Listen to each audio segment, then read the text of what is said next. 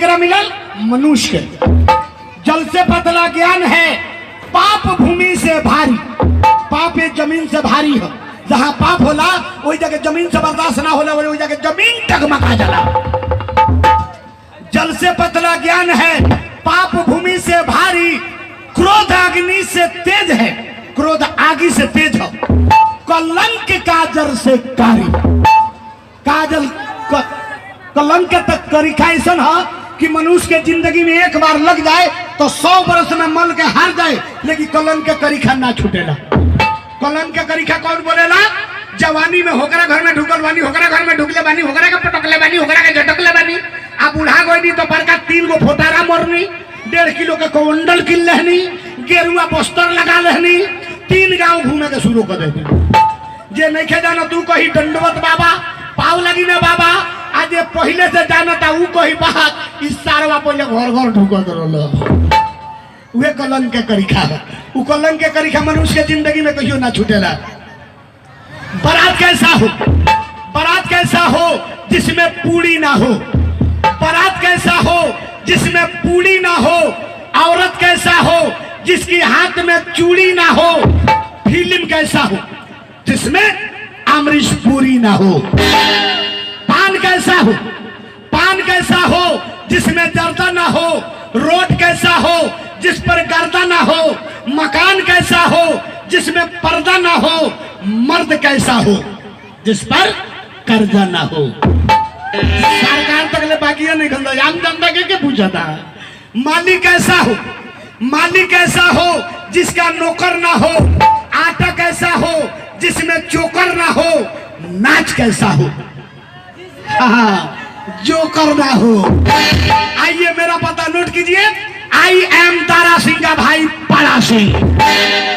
I am मच्छर पहलवान। घर गोठौली, पोस्ट जोसौली, थाना भूसौली, जिला गोहरौली, गंदी नाली में मकान। आई एम मच्छर पहलवान। हर आदमी का हाथ में 5 गो अंगुरी बनल। हर आदमी के हाथ में 5 गो अंगुरी बनल। ई 5 गो अंगुरी काहे बनल? गांव में झगड़ा होला तो लोग कहेला ना मनबो, तो एक आदमी कहला चुप ना, तो एक आदमी कहला माना था, तो एक आदमी कहला जाए ना मार दो, 5 गो अंगुरी बराबर है बा। हर गांव में लोग कहेला, काहे कहेला? छोट बड़ लमहर बा। यही से कहेला ई छोट बड़ लमहर खतरा अंगुरी नहीं खबनब। ओ परमपिता परमेश्वर के तारीफ बा कि इतना सुंदर शरीर तैयार कैले, इतना बढ़िया हथियार लगा देले। ए सौसे शरीर में पहले है 2 गो हेडलाइट देखी, है दोनों हेडलाइट हो। आ हेडलाइट पर झापना देखी, माछी ढूके से पहले कप दे बंद। एटिक मेटिक झापना, बाह मालिक झापना बराबेला। कितना कितना सुंदर ये सामान शरीर में लगौले बने। आ मनुष्य के एकर कीमत ना करी ने जा। रोड पर खड़ा बानी, घर में मछली तराता, आंख रहते हुए रुआ ने के लौट सकत, लेकिन ना कैसन चीज बा कि रोडे पर से बता दे तराता। देखी कैसन कैसन सामान शरीर में बा, लेकिन एकर कीमत ना करी ने जा। सबसे पहले कानी अंगुरी। कोई कानी कहेला, कोई कनगुरिया कहेला। एकरा से मनुष्य के फायदा 100 वर्ष के जिंदगी में मात्र 1 दिन कहिया कि जैया शादी होला तैया कानी अंगुरी से सिंदूर होला। ई औरत खतरा पति हो। एकरा में अनमोल रतन बा। कथा पर तोग में भी सुन लो हुकम, आकाशवाणी भी वही रहे कि ऐ सती तुम्हारे कानी अंगुरी में चना अमृत है, इसे चीर कर पिला दो, तुम्हारा पति जिंदा हो जाएगा। एमे चना अमृत के बात होला। ए उसे सुन लो हुकम कि द्वापर में कृष्णा जी के लगे इंद्र भगवान आनी बरखा पत्थल के बारिश कैनी, आ सारा गोपी लोग के तबाही बीतल। तो गोपी लोग के लुकाई खतरा कृष्ण भगवान गोवर्धन पहाड़ के कानी अंगुरी पर टांग लेनी। देखिए अंगुरी के कमाल। अब एकरा लगे देखिए आ गई आसाराम बापू भगत जी। एकरा से चंदन कल जाला, एकरा से माला फेरल जाला, एकरा से जल टिकल जाला। एगोरी के छबारी की होने के जाने जे कौना से जल टिकल जाला, होदर जल गिरा के बिजली से घोप देता। उ जानते नहीं कि कौना अंगुरी से जल टिकल जाला। उ टिकल देखला बा, अंगुरी नहीं के गिरले जे कौना से घोपाला। इकर नाम चंदनधारी भगत जी। ई साधु संत भगत के काम में आवेले। आ एकरा लगे देखी आई सारवा मऊ गोवा के, यही में मऊ गोवा। ई कोनिया राशि हो। एगो हमरा में बा, सबका में बा। भाई केकरा में नहीं है। इस सारवा सबसे लमहर बा, एमे सबसे लमहर बा, लेकिन इस सारवा कन्या राशि है। मेहरारू का पाठी देखबे ना गांव में मेहरारू झगड़ा करेली से तो बेसी एही अंगुरिया से कहली तो चुप ना रही तो कले तोरे खाने बानी का रही। ये तना खतरनाक बा, एमे सबसे लमहर बा, लेकिन सारवा कन्या राशि हो। कौनो अंगुरी से बोला के देख ली शक ना हो, कौनो अंगुरी से बोला के देख ली आ खाली एकरा से कह दी पार्टी बुझ जाई, वही में को गाड़ी सारवा अंगुरिया पकड़वा दी आ एकरा लगे देखी मर्दानवा बा, ई सबसे मर्दानवा हो। एकरा बारे में नहीं हो के जाने ला तब कहला खबरदार बोल दे तो जन बोल देला तो बोल देला, एकरा आज बोलत मत होइयो, एकरे से कोई मने है एकरा से ना कोई आ एकरा के मर्दानवा कहल काहे कहल जाला। विष्णु जी के सुदर्शन चक्र यही में वास कैले रहे, यही से एकरा के मर्दानवा कहल जाला।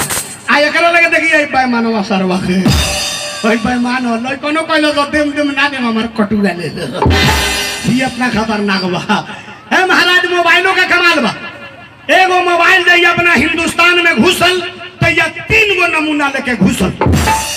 एकरा 20 वर्ष 15 वर्ष पहले मोबाइल के प्रॉपर्टी ना रहे, चिट्ठी चपाठी का काम रहे, बैरन चिट्ठी जरा के डलाए आ घरे काम क्रिया भी जाए तो बिहान पहले पहुंच जाए, पहले उहो ना पहुंचे। आए हमारा मोबाइल के प्रॉपर्टी आ गई बा तो एगो मोबाइल अपना हिंदुस्तान में घुसल तो 3 गो नमूना लेके घुसल। सबसे पहल का नमूना कि पोस्ट ऑफिस के खा के चबा गलक। एगो मोबाइल के चलते पोस्ट ऑफिस में केहू आम जनता के चिट्ठी चबा दिया बताया, सरकारी विभाग के काम हो गए भाई, आम जनता के काम खत्म। आ दूसर का नमूना 1100 के मोबाइल अपने किन ली, 1100 के एगो मेहरारू के किन दी, मेहरारू बड़ी बिहार में अपने बानी दिल्ली आ देखी दिन भर के मेहनत कर रगड़ा हुआ आ रात के देखी क्वार्टर पर 9 बजे बर्तन के बसा हुआ आ 10 बजे रात के देखी स्टोव के बरा हुआ आ 12 बजे रात के देखी वो लोग के फोन के लगा हुआ, वो लोग के राइट 12 बजे फोन लगेला आ वो हमरा का बतियावेला लोग हेलो तेने पेड़ा जो के सुत गइल बड़ी मोबाइल सिरानी धइले बड़ी घंटी लागता अंगिए में कान में हर हर हर हर पड़ता, अंगिए में हड़ाक दे मोबाइल उठावो तरी आ सड़ाक दे अंगिए में यो कहतरी हेलो कहतरे का हो का हाल बा तो ऊ कहतरी का कही जब से गईनी तबे से बेहाल बा तो ऊ कहतरे का हो का बनल बा तो ई कहतरी दलही रोटी तो ऊ कहतरे तनी हमरो के खियावा ना तो ई कहतरी ये पिया मुंह बावा ना। बोली मोबाइल में ठुसला तुमरा मुंह में ढुक जाई, आगे मोबाइल खराब हो जाई। ओने से ऊ कहतरे का हो हमरो 2 महीना दिन हो गइल घर से वइले मुंड गौजी आइल बा देह गरमाइल बा तनी एगो चुम्मा ना दो। इयो कहतरी बाप रे बा कोने में तो सटल बा गोलिए पर बा मारी कहतरे देखिए चुम्मा दाता। बोली मोबाइल के चुम्मा लेते रहे कि मेहरारू के चुम्मा लेते रहे, जबकि 2 बूंद थूक डूक जाए तो मोबाइल बंद हो जाए। आ तब पूछा तेरे का हो मजा आइल हो तो ऊ कहतरी हो कुछ आ गइल हो है भोसड़ी का राज ना बना रही। आ तीसर का नमूना जितना लोग के लगे मोबाइल गई उतना लोग के 1 किलोमीटर से लेके